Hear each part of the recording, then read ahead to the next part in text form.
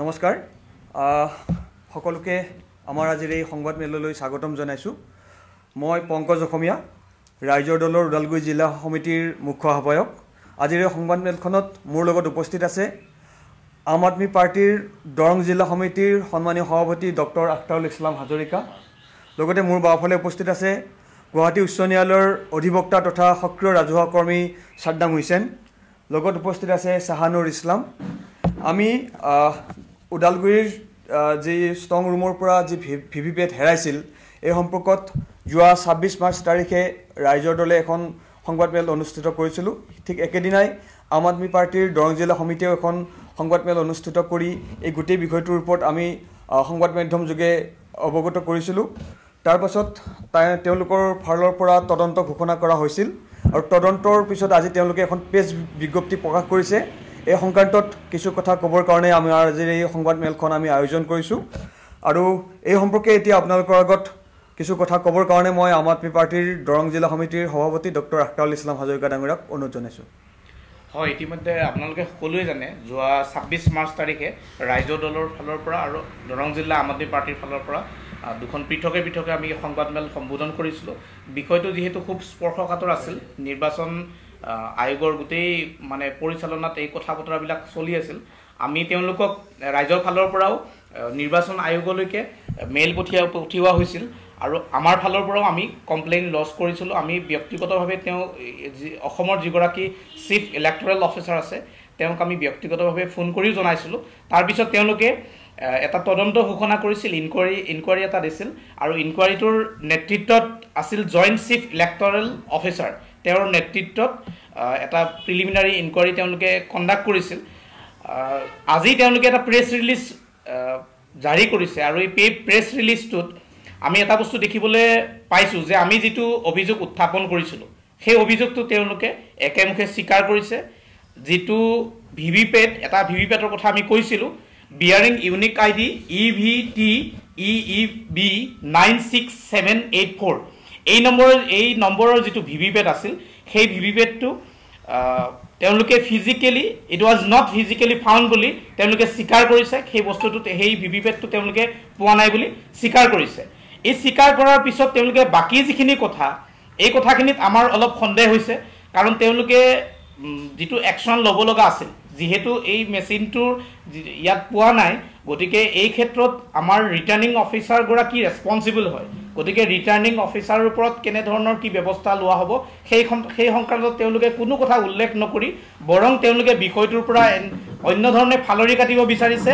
যিটো ECIL অৰ্থাৎ electronic corporation of India limited, তালৈকে তেওঁলোকে যিটো ভিভিপেট আছে সেই ভিভিপেটটো হয়তো নজনাকৈ বা তেওঁলোকে গম নোপোৱাকৈ তালৈকে ট্ৰেন্সফাৰ কৰা হ'ব পাৰে বুলি সন্দেহ ব্যক্ত কৰি এই প্ৰেছ ৰিলিজটো দিছে।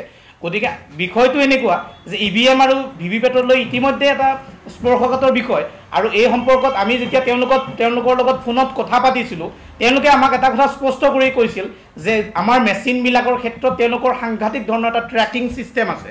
ক'ত কোনটো মেচিন আছে এই ট্ৰেকিং ছিষ্টেমটো তেওঁলোকৰ আছে, কিন্তু ইমান এটা সুলভ বা ইমান হাইটেক ট্ৰেকিং ছিষ্টেম থকাৰ পিছতো তেওঁলোকে আজিৰ তাৰিখলৈকে এই ভিভিপেটটো কোন জেগাত আছে সেইটো তেওঁলোকে উলিয়াব নোৱাৰিলে। গতিকে উলিয়াব নোৱাৰি ওলোটাকৈ তেওঁলোকে ECILৰ ওপৰত বিষয়টো ঠেলিবলৈ বিচাৰিছে।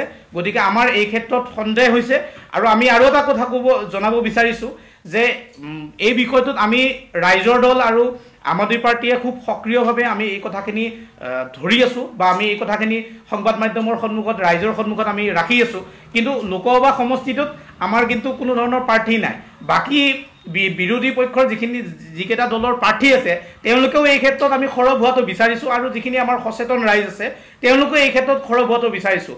যদি ইলেকশ্যন কমিশ্যনৰ এনেকুৱা গাফিলতি প্ৰাৰম্ভিক অৱস্থাতে থাকে তেতিয়াহ'লে এইখন ইলেকশ্যন কমিশ্যনৰ অধীনত এটা যে স্বচ্ছ আৰু নিকা নিৰ্বাচন অনুষ্ঠিত হ'ব সেইটো আমি কেতিয়াও আশা কৰিব নোৱাৰোঁ। বাকী কথাখিনি আমাৰ ৰাজ্য দলৰ সভাপতি পংকজ দাই ধৰিব। হয়, হয়, নিশ্চিতভাৱে আমি এতিয়া বিচাৰিছোঁ যে যিটো তেওঁলোকে নিজে স্বীকাৰ কৰিছে যে তেওঁলোকৰ এটা ভিভিপেট হেৰাইছে, তাৰ পাছতো তেওঁলোকে যি গা এৰা দিয়া মন্তব্য এটা দিছে যে এতিয়ালৈকে কোনো এগৰাকী দায়িত্বশীল বিষয়াক তেওঁলোকে কোনো ধৰণৰ শাস্তিমূলক ব্যৱস্থা কৰা নাই, আৰু তেওঁলোকৰ ইমান ট্ৰেকিং ছিষ্টেম ইমান উন্নত হোৱাৰ পাছতো তেওঁলোকে আজিও গম নাপায় যে এই ভিভিপেটটো ক'ত আছে। মানে ইয়াত নিৰ্বাচন আয়োগৰ গাফিলতি আছে, আৰু এনেকুৱা ধৰণৰ এখন নিৰ্বাচন আয়োগৰ তত্বাৱধানতেই সমগ্ৰ ভাৰতজুৰি এখন বিশাল এখন দেশত সমগ্ৰ ভাৰতজুৰি কিদৰে স্বচ্ছ আৰু নিকাভাৱে নিৰ্বাচন অনুষ্ঠিত হ'ব এই কথাত আমাৰ সন্দেহ আছে।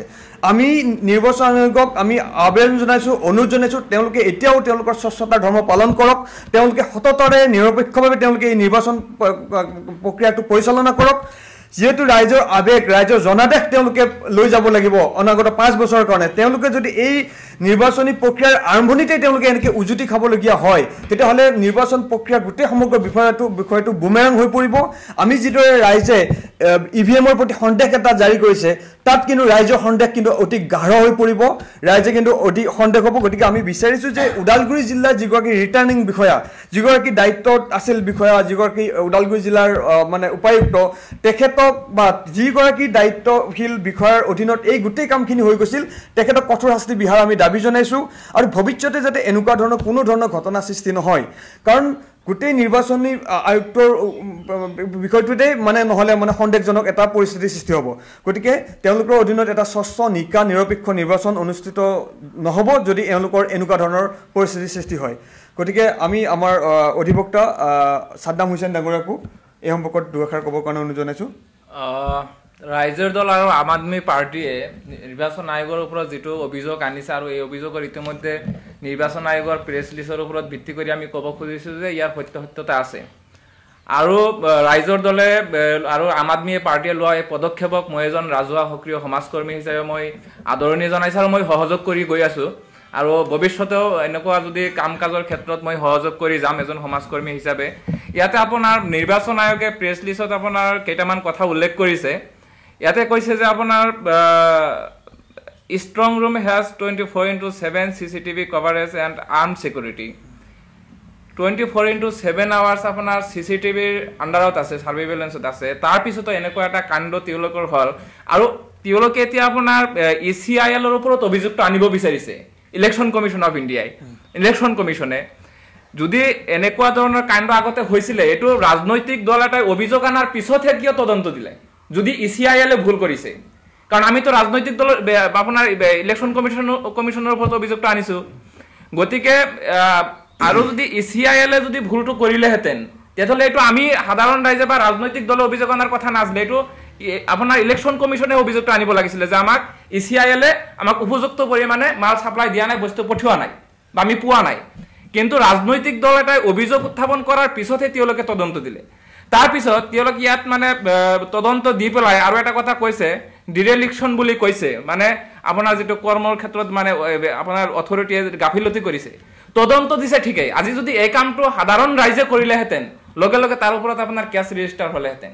আজি তেওঁলোকৰ প্ৰেছ লিষ্টৰ ওপৰতে মই ভিত্তি কৰি এইখিনি কথা ক'ব খুজিছোঁ যে তেওঁলোকে যিখিনি কাম কৰিছে, তেওঁলোকৰ নামত সেই অথৰিটিৰ নামত ইতিমধ্যে আপোনাৰ IPC 420, IPC 154 আৰু IPC 129ৰ আপোনাৰ কেছ ৰেজিষ্টাৰ কৰি পেলাই আপোনাৰ ইনভেষ্টিগেশ্যন কৰিব লাগিছিলে, কিন্তু সেইটোতো কৰা নাই।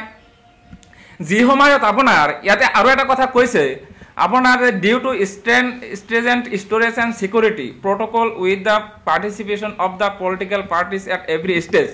ইয়াতে আপোনাৰ ৰেজিষ্টাৰ্ড পলিটিকেল পাৰ্টিয়ে বা আপোনাৰ পলিটিকেল পাৰ্টিবোৰে ইয়াত প্ৰত্যেকটো ষ্টেজত আপোনাৰ সহযোগ কৰিব বুলি কৈছে বা থাকিব বুলি কৈছে। কিন্তু এই অভিযোগটো কেৱল আম আদমি পাৰ্টি আৰু ৰাইজৰ দলেহে আনিছে। এতিয়া আমাৰ ইয়াৰ ক্ষেত্ৰত আমাৰ সন্দেহ হৈছে যে যিসকল পলিটিকেল পাৰ্টিয়ে আজিৰ দিনত নীৰৱ ভূমিকা পালন কৰি আছে ইমান ডাঙৰ এটা অভিযোগ অনাৰ পিছতো, হয়তো তেওঁলোকৰ ডিক্টেশ্যন মতে হয়তো এনেকুৱা ধৰণৰ কাম এটা হ'ব পাৰে বুলি আমি সন্দেহ ব্যক্ত কৰিছোঁ। ইতিমধ্যে ভাৰতবৰ্ষত আপোনালোকে সকলোৱে জানে গণতন্ত্ৰ হত্যাৰ এটা প্ৰতিযোগিতা চলিছে, এটা প্ৰচেষ্টা চলিছে, আৰু আমাৰ যিটো অনুভৱ হয় যদি এইটো এক বিশেষ ষড়যন্ত্ৰৰ অংশীদাৰ হয় গোটেই কৰ্মকাণ্ডটো, আৰু এতিয়ালৈকে ৰিটাৰ্ণিং অফিচাৰৰ ওপৰত চিফ ইলেক্টৰেল অফিচাৰে কোনো ধৰণৰ ব্যৱস্থা গ্ৰহণ কৰা নাই বা ইয়াত কোনো ধৰণৰ তেনেকুৱা কথা উল্লেখ কৰাই নাই। গতিকে আমাৰ সন্দেহ হয় হয়তো এই গোটেই যিটো আমি যিটো ষড়যন্ত্ৰ বুলি ভাবি আছোঁ ক'ৰবাত এই ষড়যন্ত্ৰটোৰ অন্যতম এগৰাকী অংশীদাৰ আমাৰ ডিষ্ট্ৰিক্টৰ যিজন ৰিটাৰ্ণিং অফিচাৰ আছে DC গৰাকী হয়তো এই ষড়যন্ত্ৰৰ অন্যতম অংশীদাৰ তেওঁক বচাবলৈ হয়তো আমাৰ চিফ ইলেক্টৰেল অফিচাৰ বা আমাৰ অসমৰ যিটো নিৰ্বাচন পৰিচালনাৰ যিটো ছিষ্টেম তেওঁলোকে হয়তো এওঁক বচাবলৈকে এই গোটেই ছিষ্টেমটো এনেকুৱা কৰিব পাৰে গতিকে আমি ষ্ট্ৰংলি ডিমাণ্ড কৰিছোঁ যে যিগৰাকী ৰিটাৰ্ণিং অফিচাৰৰ গোটেই তত্ত্বাৱধানত বিষয়টো আছিল তেওঁক যদি বিহিত ব্যৱস্থা গ্ৰহণ কৰা নহয় তেতিয়াহ'লে আমি ইয়াৰ এই গোটেই মানে যিটো পৰিৱেশ হ'ল বা গোটেই কথাখিনি হ'ল ইয়াৰ বিৰুদ্ধে আমি সাংঘাতিক ধৰণে ৰাইজৰ মাজত কথাখিনি লৈ যাম আৰু ৰাইজে ইয়াৰ উচিত উত্তৰ দিব